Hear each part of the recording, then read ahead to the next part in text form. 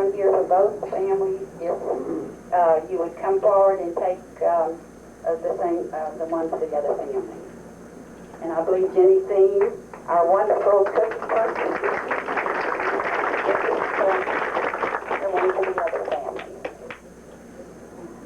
The Cambiano family, I'm not sure that anyone is here representing is Dominic or Callista. Lucy, Mrs. Frank Cambiano is going to accept it. The Cambiano descendants would look to Lucy, Mrs. Frank Cambiano.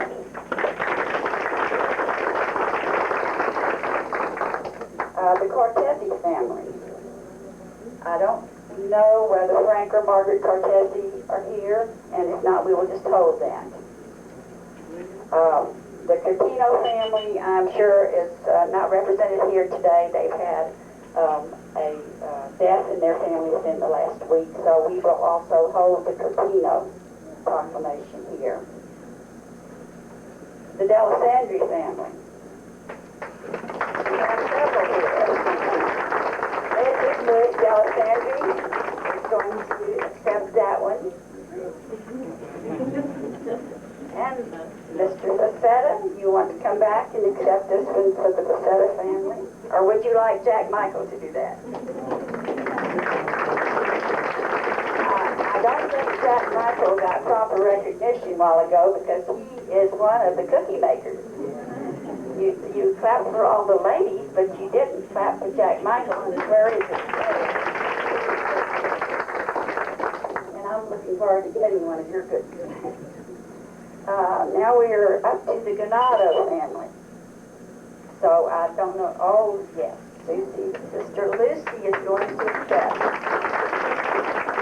This is Sister Lucy Ganado, and we're so pleased. She was so helpful to me in getting a lot of this together. The Guino family, little Lucy, Mrs. Cambiano. Mrs. Cambiano was, of course, you know, Lucy Guino, the daughter of John Guino. The LaSalle family. I know that Thelma's here.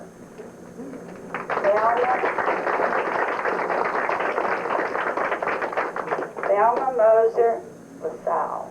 No, Thelma LaSalle Moser. I'm doing pretty good, though. I'm not for all these genealogies here. And the Prino family, I believe Mrs. George Prino is here, or someone representing. She's married to Prino, but I was Lucy Prino's daughter. Oh, well, I'm so happy that you could come. So, this is Prino's daughter, and what is your name? Margaret Frank. Margaret. You were the daughter of Lucy Prino, and Lucy was the oldest girl of the Prino family. And Mrs. George Prino was married to one of the younger boys, George. The Mamola family, and I know that we have several representatives here, but I want Helen Mamola Taylor.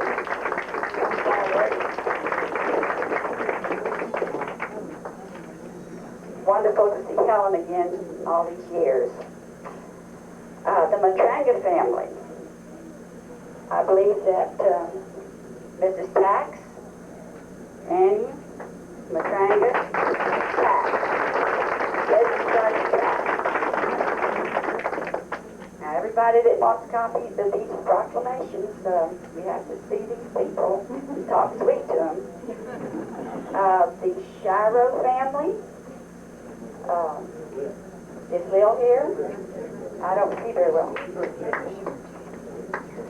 Lil?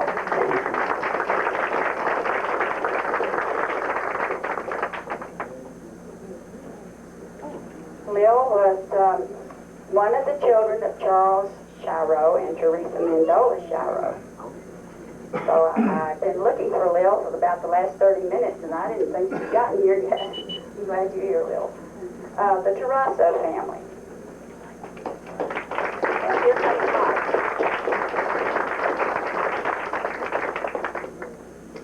Mike, it's a pleasure to hand you that. Mike is the baby of the Tarasso boys, but he doesn't look very small right now. The Tabaldo family last, but not least.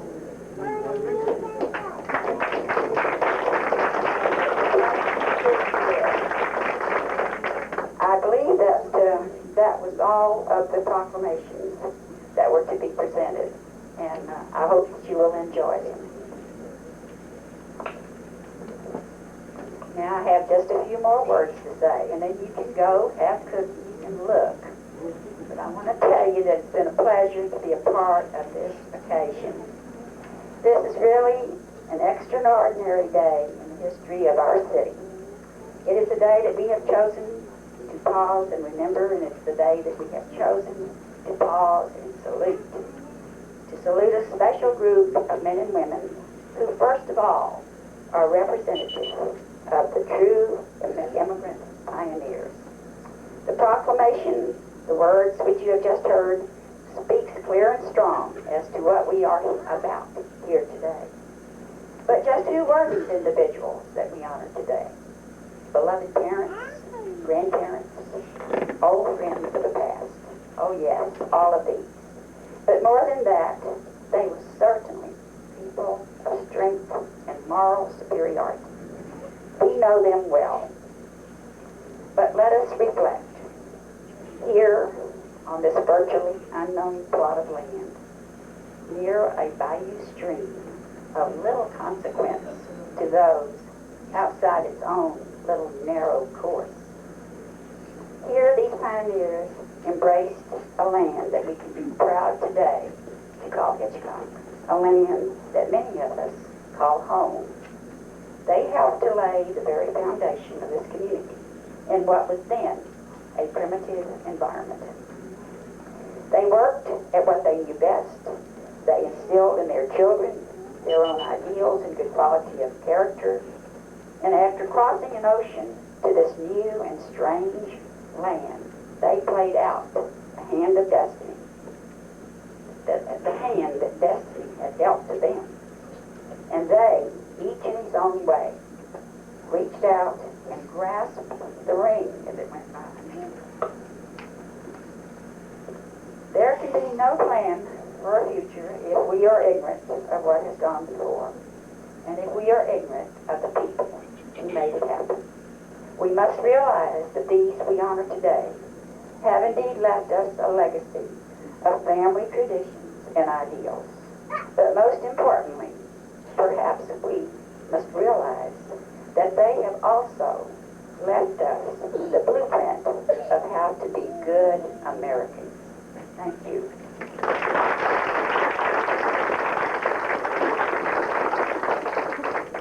Thank you, Dorothy. And now, the former mayor, Terry Robinson, is going to show us the map of Hitchcock.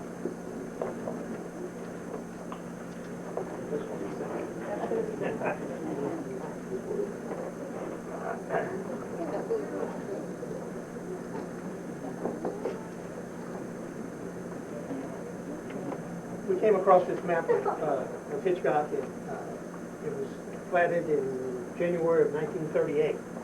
The ones in yellow highlighted is the areas that fathers and grandfathers farmed. We have the LaSalle family, the Pacetis family, the Delisandre, and the Tarasso all along 2nd Street. But on this map are many other names, the Prinos, the Massos, the Ginos, Cortese.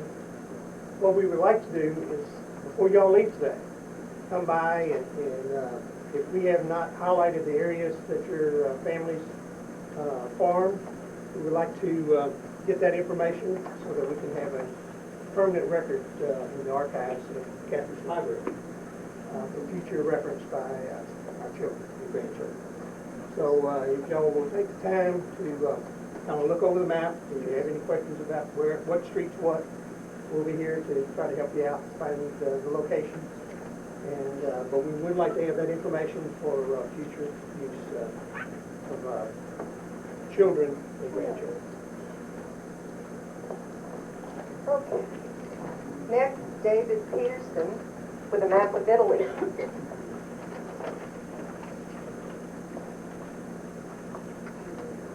Margaret Gibaldo supplied another map of this in a nice, beautiful frame, but I just put this on a foam board because I keep them folded up and I won't get them all wrinkled and spoiled. I did outline some of the major cities of Italy, such as Genoa, Torino, Milano, Florence, Genoa, Rome, and Palermo. And many of our ancestors came from little towns and cities in Italy, and they came through this port of embarkation to sail to the United States of America, the Promised Land, the Garden of Eden. And many that did come through New York, I know, stopped at the Statue of Liberty, and they read the following: "Not like the brazen giant of Greek fame, but conquering limbs astride from land to land. Here at our sea-washed sunset gates shall stand a mighty woman with a torch, whose flame is the imprisoned lightning, and her name, Mother of Exiles. From her beacon hand glows worldwide welcome. Her mild eyes command the air, bridged harbor the twin cities frame. Keep ancient lands your storied pomp," she cries with silent lips. "Give me your tired, your poor, your huddled masses, yearning to breathe free, the wretched refuse of your teeming shores. Send the homeless tempest toast to me. I lift my salam beside the golden door."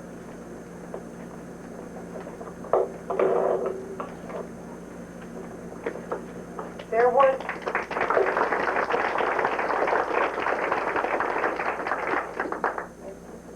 was an envelope handed to me a few minutes ago from the Hitchcock Chamber of Commerce, and it's something in memory of Anthony Matranga Sr., of Tony Matranga Sr., and I'm going to let Anthony accept it, and I understand it's a check for something from the Heritage Society, for the Heritage Society, and Anthony's going to accept it. It's from the Chamber of Commerce.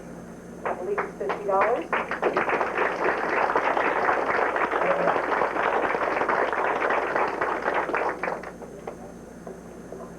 Thank you, Kathy. I'd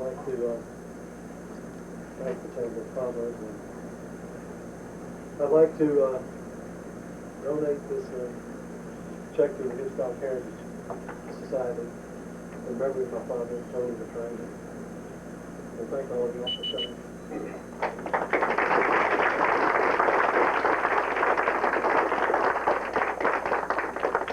Now I'd like you all to, we need to talk, Jenny Lee being requested.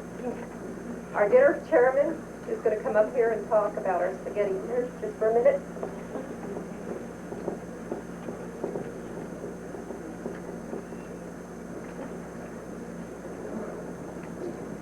She says she doesn't need a microphone. Well, Bakewood did say that they would donate the stuff for us to make the spaghetti, and my sisters and Mrs. Baldo said they would come out in the tower. So all y'all come out and eat some nice spaghetti. Like you said. It's Thursday at the fire station at 7 o'clock. It says on there, but we'll probably have the spaghetti sauce ready earlier if you'd like to come about 5. We've heard a lot of people want to come early and not stay up so late. We'll probably have it ready about 5 o'clock.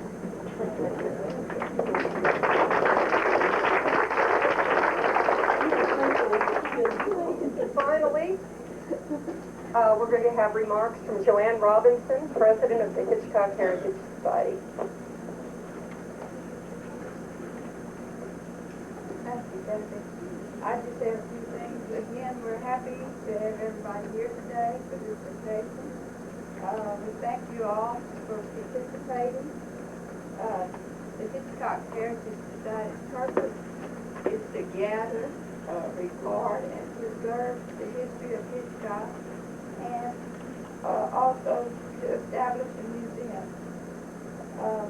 We think our history is very unique in this area, especially the vegetable growing and shipping era.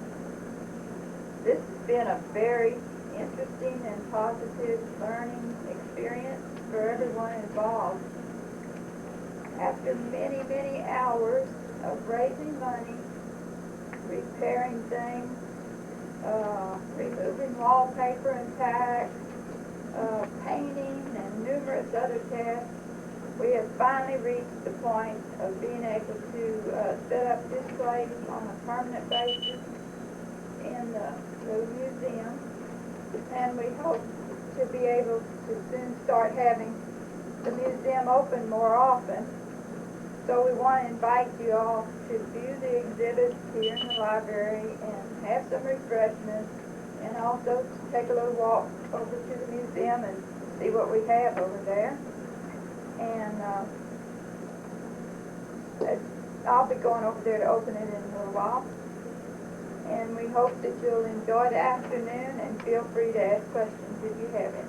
Thank you all for coming.